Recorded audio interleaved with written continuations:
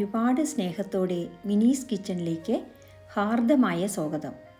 ചന്നം ഭിന്നം പെയ്യുന്ന മഴയത്ത് വൈകുന്നേരങ്ങളിൽ ചൂട് ചായയോടൊപ്പം ആസ്വദിച്ച് കഴിക്കാൻ 6 കിടിലൻ ഈസി സ്നാക്സാണ് ഇന്ന് പരിചയപ്പെടുത്തുന്നത്. വളരെ എളുപ്പത്തിൽ ബിഗിനേഴ്സിന് ഉണ്ടാക്കാൻ കഴിയുന്ന വിഭവങ്ങളാണ് ഇവ ഓരോന്നും.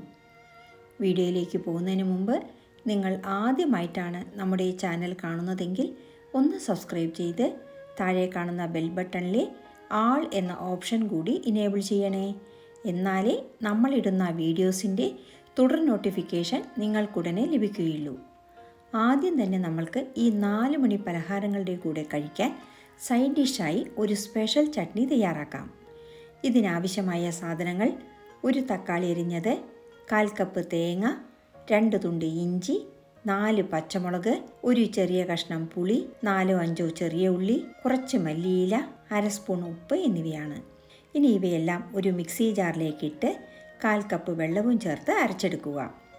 അരച്ച ചട്നി ഒരു പാത്രത്തിലേക്ക് മാറ്റാം. കൂടുതൽ എരിവ് വേണ്ടവർക്ക് 6 പച്ചമുളക് ചേർക്കാവുന്നതാണ്. ഇനി ഇതിലേക്ക് കടുക് താളിച്ചത് ചേർക്കുക. ബജ്ജി, ബോണ്ട, ദോശ, ഇഡ്ഡലി എന്നിവയ്ക്കെല്ലാം കോംബോവായി ഈ ചട്നി ഉപയോഗിക്കാം. ഇനി അടുത്തതായി നമ്മൾക്ക് വാഴയ്ക്ക ബജ്ജി തയ്യാറാക്കാം.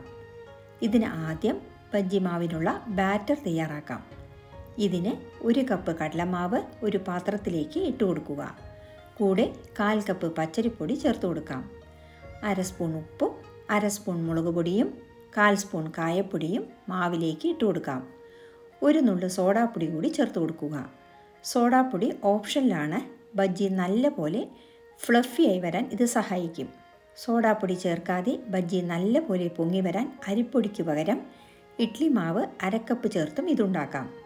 ഇനി എല്ലാം ആദ്യം നന്നായി സ്പൂണ് കൊണ്ട് മിക്സ് ചെയ്ത ശേഷം വെള്ളം കുറേശ്ശെയായി ചേർത്ത് കൈകൊണ്ടോ വിസ്ക് കൊണ്ടോ കട്ടിയില്ലാതെ കലക്കുക. മാവ് ഒരുപാട് ലൂസാകാനും പാടില്ല, കട്ടിയാകാനും പാടില്ല. 1 സ്പൂൺ എടുത്ത് മാവിൽ മുക്കിയാൽ സ്പൂണിൽ മാവ് സ്പൂൺ കാണാത്ത രീതിയിൽ പൊതിഞ്ഞിരിക്കണം. കൂടാതെ ഒരു വര വരച്ചാൽ ഇങ്ങനെ കിട്ടണം. ഇഡ്ഡലി മാവിൻ്റെയും ദോശമാവിൻ്റെയും ഇടയ്ക്കുള്ള കൺസിസ്റ്റൻസിയാണ് ഇതിന് വേണ്ടത്. ഇനി വാഴയ്ക്കെടുത്ത് 2 സൈഡും മുറിച്ച് കളഞ്ഞ് തോൽ ചീവിയെടുക്കുക. ഇനി ഇത് ഇങ്ങനെ ഗ്രേറ്ററിൽ ചീവിയെടുക്കുക. ഗ്രേറ്റർ ഇല്ലെങ്കിൽ കത്തി കൊണ്ട് നൈസായി മുറിച്ചാലും മതി. വാഴയ്ക്ക കൂടുതൽ കട്ടിയിൽ മുറിച്ചാൽ ഉള്ളു വെന്തു വരാൻ കുറച്ച് സമയമെടുക്കും. അതുകൊണ്ട് കഴിയുന്നതും നൈസായി മുറിക്കുക. ഇത് ഉപ്പ് വെള്ളത്തിലോ മഞ്ഞൾപ്പൊടി കലർന്ന വെള്ളത്തിലോ ഒന്നും ഇട്ട് വെക്കേണ്ട, മുറിച്ചതും ഉണ്ടാക്കിയാൽ മതി. കൂടുതൽ നേരത്തെ വാഴയ്ക്ക മുറിക്കുകയാണെങ്കിൽ മാത്രം ഉപ്പ് വെള്ളത്തിലോ മഞ്ഞൾ വെള്ളത്തിലോ ഇട്ട് വയ്ക്കുക. ഇനി പൊരിക്കാനുള്ള എണ്ണ ചൂടാക്കാൻ വയ്ക്കാം. ഇതിന് ഗ്യാസ് കത്തിച്ച് ഒരു പാൻ വയ്ക്കുക. പാൻ ചൂടായാൽ പൊരിക്കാൻ ആവശ്യമുള്ള എണ്ണ ഒഴിച്ചു കൊടുക്കുക. എണ്ണ ചൂടായ ശേഷം മാത്രം ബജ്ജി ഇട്ട് കൊടുത്താൽ മതി. എണ്ണ ചൂടായോ എന്നറിയാൻ മാവിൽ നിന്നും ചെറിയ ഉരുളയെടുത്ത് എണ്ണയിലിട്ടാൽ ഉരുള എണ്ണയുടെ അടിയിൽ പോയി ഉടനെ പൊങ്ങി വരുന്നുണ്ടെങ്കിൽ മനസ്സിലാക്കാം എണ്ണ പാകത്തിന് ചൂടായി എന്ന്. അല്ലെങ്കിൽ കൈ എണ്ണയുടെ മുകളിലേക്ക് പിടിച്ചാൽ കയ്യിൽ എണ്ണയുടെ ചൂട് അടിക്കുന്നുണ്ടെങ്കിൽ മനസ്സിലാക്കാം എണ്ണ പാകത്തിന് ചൂടായി എന്ന്. എണ്ണ ചൂടായാൽ ഗ്യാസ് ഹൈ ഫ്ലെയിമിൽ നിന്നും മീഡിയം ഫ്ലെയിമിലേക്ക് വെച്ച് വാഴയ്ക്ക 1 പീസ് എടുത്ത് മാവിൽ നല്ലപോലെ 2 സൈഡും മുക്കി മെല്ലെ എണ്ണയിലേക്ക് ഇട്ട് കൊടുക്കുക. ഒഴിക്കുന്ന എണ്ണയുടെ അളവും പാത്രത്തിൻ്റെ അളവിനും അനുസരിച്ച് 4-5 എണ്ണം ഇങ്ങനെ മാവിൽ മുക്കി എണ്ണയിലേക്ക് ഇട്ട് കൊടുക്കുക. ബജ്ജി എണ്ണയിൽ ഇട്ടതും ഇളക്കാതെ 1 മിനിറ്റിന് ശേഷം മറിച്ചിടുക. 2 സൈഡും വെന്ത് എണ്ണയുടെ പത അടങ്ങിയാൽ ബജ്ജി എണ്ണയിൽ നിന്നും കോരി മാറ്റാം. ഒട്ടും എണ്ണ കുടിക്കാത്ത വാഴയ്ക്ക ബജ്ജി റെഡി. പുറമേ ക്രിസ്പി ആണെങ്കിലും ഉള്ള് നല്ല സോഫ്റ്റ് ആയിരിക്കും. ഇത് നമ്മൾ നേരത്തെ അരച്ച് വെച്ച ചട്നിയുടെ കൂടെ സെർവ് ചെയ്യാം.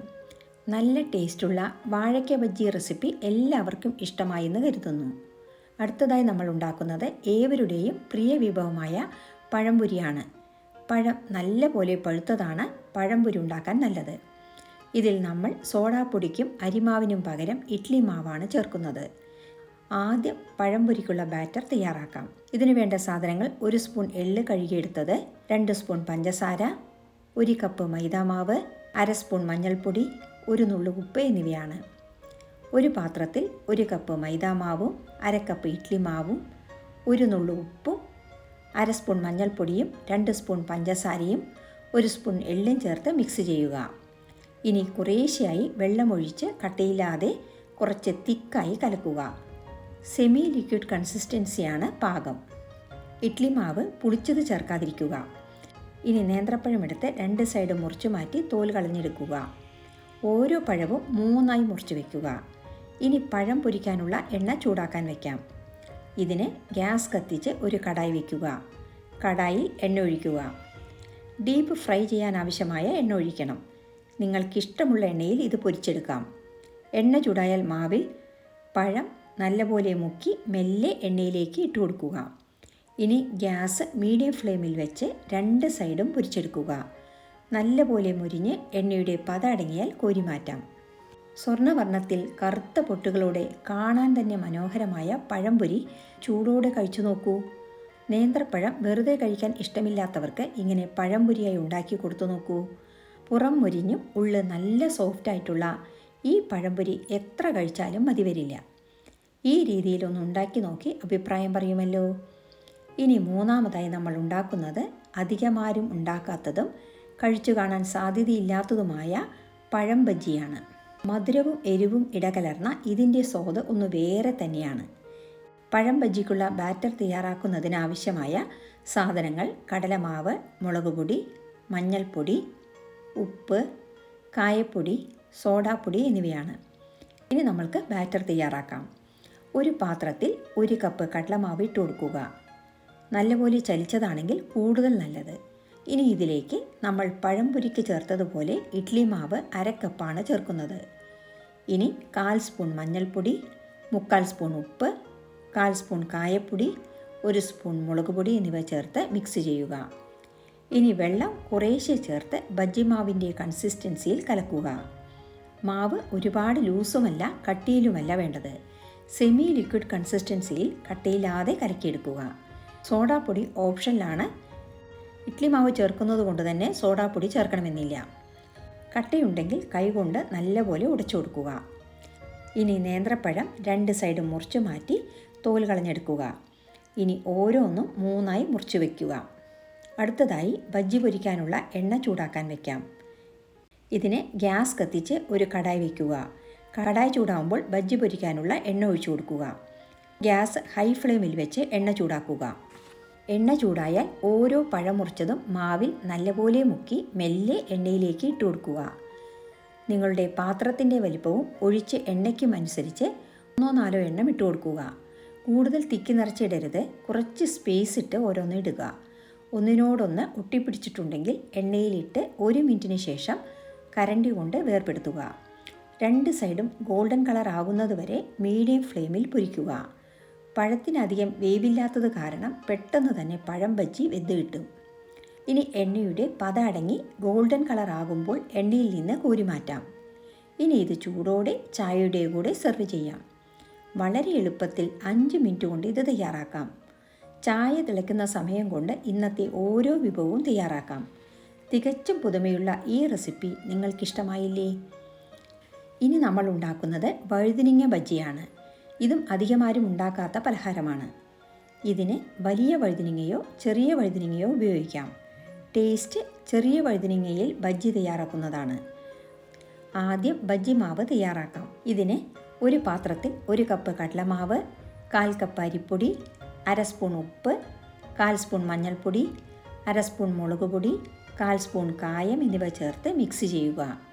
ഇനി കുറേശ്ശെയായി വെള്ളമൊഴിച്ച് നമ്മൾ നേരത്തെ തയ്യാറാക്കിയതുപോലെ കുറച്ച് തിക്കായി മാവ് കലക്കിയെടുക്കുക. വഴുതിനിങ്ങ വട്ടത്തിൽ മുറിക്കുക. നേരത്തെ മുറിച്ച് വെച്ചാൽ വഴുതിനിങ്ങ കറുത്തുപോകും. അതുകൊണ്ട് ഉണ്ടാക്കുന്നതിന് തൊട്ട് മുമ്പ് മുറിച്ചാൽ മതി. ഇനി ഒരു ചെറിയ ബൗളിൽ 1/4 സ്പൂൺ ഉപ്പും 1/2 സ്പൂൺ മുളക് പൊടിയും ഇട്ട് മിക്സ് ചെയ്യുക. ലേശം വെള്ളം കൂടി ഒഴിച്ച് കലക്കി കുഴമ്പ് പരുവത്തിലാക്കി വയ്ക്കുക. ഇനി ഇത് കുറേശ്ശെ എടുത്ത് മുറിച്ച് വെച്ച വഴുതിനിങ്ങയുടെ 2 വശങ്ങളിലും തേച്ച് പിടിപ്പിക്കുക. ഇനി ഓരോ വഴുതിനിങ്ങ എടുത്ത് നമ്മൾ കലക്കി വെച്ച ബാറ്ററിൽ നല്ലപോലെ മുക്കി ചൂടായ എണ്ണയിലേക്ക് ഇട്ട് കൊടുക്കുക. 1 മിനിറ്റിന് ശേഷം മറിച്ചിടുക. മീഡിയം ഫ്ലെയിമിൽ 2 സൈഡും ഗോൾഡൻ കളർ ആകുന്നത് വരെ തിരിച്ചും മറിച്ചുമിട്ട് പൊരിക്കുക. എണ്ണയുടെ പത അടങ്ങിയാൽ കോരി മാറ്റാം. ഇങ്ങനെ 2 ടൈപ്പ് വഴുതിനിങ്ങയിലും ബജ്ജി പൊരിച്ചെടുക്കുക. ഇനി ഇത് ചൂടോടെ സെർവ് ചെയ്യാം. മുകളിൽ കുറച്ച് പൊടിയായി അരിഞ്ഞ സവാളയും മല്ലിയിലയും തൂവി മനോഹരമാക്കാം. ഈ ബജിയുടെ കൂടെ സവാള ചേർത്ത് കഴിക്കാൻ നല്ല സ്വാദാണ്. വളരെ സിമ്പിളായിട്ടുള്ള ഈ റെസിപ്പി വൈകുന്നേരം ഞൊടിയിട കൊണ്ട് നമ്മൾക്ക് തയ്യാറാക്കിയെടുക്കാം. ഇനി അഞ്ചാമതായി നമ്മൾ ഉണ്ടാക്കുന്നത് ഏവരുടെയും ഫേവറേറ്റായ മുട്ട ബജിയാണ്. ആദ്യം ബജ്ജി മാവ് തയ്യാറാക്കാം. ഇതിന് ഒരു പാത്രത്തിൽ 1 കപ്പ് കടലമാവ്, 1/4 കപ്പ് അരിപ്പൊടി, 1/2 സ്പൂൺ ഉപ്പ്, 1/4 സ്പൂൺ മഞ്ഞൾപ്പൊടി, 1/2 സ്പൂൺ മുളക് പൊടി, 1/4 സ്പൂൺ കായം എന്നിവ ചേർത്ത് മിക്സ് ചെയ്യുക. ഇനി കുറേശ്ശെയായി വെള്ളമൊഴിച്ച് നമ്മൾ നേരത്തെ തയ്യാറാക്കിയതുപോലെ കുറച്ച് തിക്കായി മാവ് കലക്കിയെടുക്കുക. 1 നുള്ള് സോഡാപ്പൊടി കൂടി ചേർത്ത് കൊടുക്കാം. മുട്ട മുങ്ങിക്കിടക്കത്തക്കവണ്ണം വെള്ളമൊഴിച്ച് 1/4 സ്പൂൺ ഉപ്പും ചേർത്ത് വേവിച്ച് തോട് കളഞ്ഞെടുക്കുക. ഇനി ഇത് 2ആയി മുറിക്കുക. നൂല് കൊണ്ട് മുറിച്ചാൽ പെർഫെക്റ്റായി മഞ്ഞ പൊട്ടാതെ മുറിക്കാൻ കഴിയും.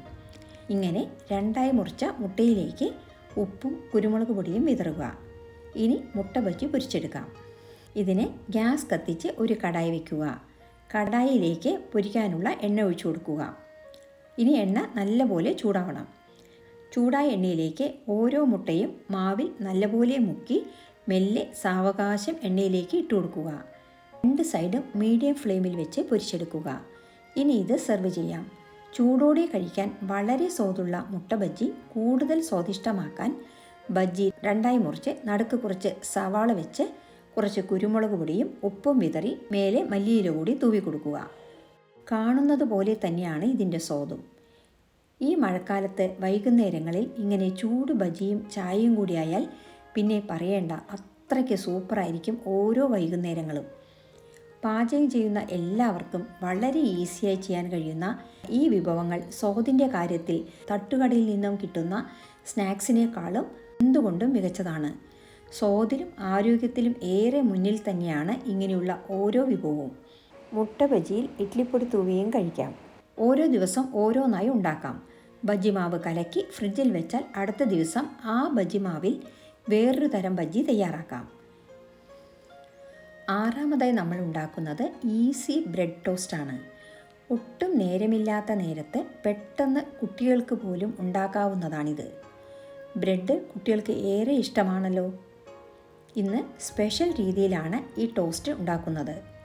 ഇതിനാവശ്യമായ സാധനങ്ങൾ: വെളുത്തുള്ളി പൊടിയായി അരിഞ്ഞത്, 1 സ്പൂൺ മല്ലിയില അരിഞ്ഞത്, 1/2 സവാള ചെറുതായി അരിഞ്ഞത്, ഇഞ്ചി 1 തുണ്ട് ചെറുതായി അരിഞ്ഞത്, 4 കറിവേപ്പില അരിഞ്ഞത്, 2 പച്ചമുളക് വട്ടത്തിലരിഞ്ഞത് എന്നിവയാണ്. ഇനി നമ്മൾക്ക് മെയിനായി വേണ്ടത് മുട്ടയാണ്. 2 മുട്ടയിലാണ് ഇതുണ്ടാക്കുന്നത്. ഒരു മിക്സി ജാറിൽ 2 മുട്ട പൊട്ടിച്ചൊഴിക്കുക. ഇനി ഇതിലേക്ക് 1/4 സ്പൂൺ കുരുമുളക് പൊടിയും 1/4 സ്പൂൺ ഉപ്പും ചേർത്ത് അടിച്ചെടുക്കുക. ഇനി ഇതിലേക്ക് അരിഞ്ഞു വെച്ച സവാള, പച്ചമുളക്, ഇഞ്ചി, വെളുത്തുള്ളി, മല്ലിയില, കറിവേപ്പില എന്നിവ ചേർത്ത് ജസ്റ്റ് ഒന്ന് അടിച്ചെടുക്കുക. അടിച്ചെടുത്ത മിശ്രിതം ഒരു പ്ലേറ്റിലേക്ക് മാറ്റാം. ഇനി വേണ്ടത് ബ്രെഡാണ്. വീറ്റ് ബ്രെഡോ സാദാ ബ്രെഡോ ഏതാണോ നിങ്ങൾക്കിഷ്ടം അതെടുക്കാം. ഇനി ഇത് ടോസ്റ്റ് ചെയ്തെടുക്കാൻ ഗ്യാസ് കത്തിച്ച് ഒരു തവ വയ്ക്കുക. തവ ചൂടാവുമ്പോൾ 1 സ്പൂൺ നെയ്യോ ബട്ടറോ അല്ലെങ്കിൽ എണ്ണയോ പുരട്ടുക. ഇനി ബ്രെഡ് ഒരു പീസ് എടുത്ത് അടിച്ചു വെച്ച മുട്ട മിശ്രിതത്തിൽ മുക്കി ചൂടായ തവയിലേക്ക് വെച്ചു കൊടുക്കുക. ബാക്കിയുള്ള മിശ്രിതം കൂടി മേലെ ഒഴിച്ചു കൊടുക്കാം. കുറച്ച് ബട്ടറോ നെയ്യോ മുകളിൽ ഇട്ട് കൊടുക്കാം. ഇനി ഇത് മീഡിയം ഫ്ലെയിമിൽ വെച്ച് 1 മിനിറ്റ് വേവിക്കുക. അതിനുശേഷം ഇത് മറിച്ചിട്ട് ആ സൈഡും ഇതുപോലെ 1 മിനിറ്റ് വെച്ച് ഒന്നുകൂടി മറിച്ചിട്ട് 1/2 മിനിറ്റിന് ശേഷം വാങ്ങി ഒരു പ്ലേറ്റിലേക്ക് മാറ്റാം. നല്ല tasty simple egg toast ready. ഈ എഗ് ടോസ്റ്റ് ബ്രേക്ക്ഫാസ്റ്റിനോ ലഞ്ച് ബോക്സിലേക്കോ 4 മണിക്കോ ഡിന്നറിനോ ഒക്കെ യൂസ് ചെയ്യാം. നല്ല tasty healthy bread toast ready. ഇനി ഇത് 4 മുറിച്ച് കുട്ടികൾക്ക് ലഞ്ച് ബോക്സിൽ കൊടുത്തയക്കാം. ഇന്നത്തെ ഈ 6 വിഭവങ്ങളും എല്ലാവർക്കും ഇഷ്ടമായെന്ന് കരുതട്ടെ. നമ്മുടെ വീഡിയോ ഇഷ്ടമായാൽ ലൈക്ക് ചെയ്യാനും നിങ്ങളുടെ പ്രിയപ്പെട്ടവർക്ക് ഷെയർ ചെയ്യാനും മറക്കരുതേ. കൂടാതെ നിങ്ങളുടെ വിലയേറിയ അഭിപ്രായങ്ങൾ താഴെ കമൻറ്റ് ബോക്സിൽ രേഖപ്പെടുത്തുമല്ലോ. വീണ്ടും മറ്റൊരു നല്ല വിഭവവുമായി കാണാം. Thank you for watching and supporting.